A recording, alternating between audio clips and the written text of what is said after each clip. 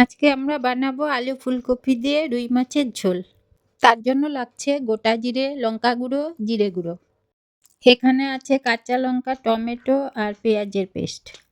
আমি এখানে 500 গ্রাম রুই মাছ নিয়েছি। তোমরা চাইলে কাতল মাছ দিয়েও করতে পারো। আলু ফুলকপিগুলোকে একটু ভাপিয়ে নেব। আলু ফুলকপি ভাপে দিয়ে আমি মাছটায় লবণ হলুদ মেখে নেব।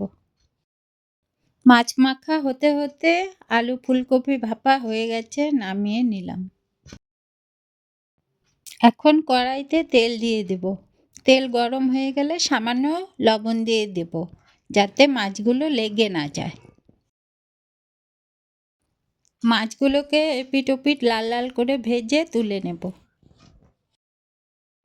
ওই তেলেই জিরে ফোড়ন দিয়ে তারপর আলু দিয়ে দিলাম। আলুগুলো একটু ভাজা হলে ফুলকপি দিয়ে দিলাম।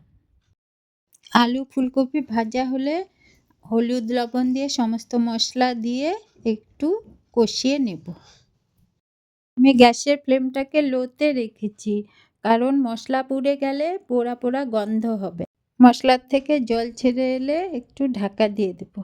মশলা কষা হয়ে গেলে একটু নাড়িয়ে চাড়িয়ে মশলার বাটি ধোয়া জলটা দিয়ে দেব। আমি এখানে আমার প্রয়োজন মতো জল দিয়েছি, তোমরা চাইলে একটু কমও দিতে পারো। ঝোল ফুটে এলে ভেজে রাখা মাছগুলো দিয়ে কিছুক্ষণ ফুটিয়ে ধনেপাতা কুচি ছড়িয়ে নামিয়ে দিলেই রেডি আমাদের আলু ফুলকপি দিয়ে রুই মাছের ঝোল। আজকের আমার রান্নাটা তোমাদের কেমন লাগলো কমেন্টে জানিও। নতুন নতুন রেসিপি পেতে আমার চ্যানেলটিকে সাবস্ক্রাইব করে দিও।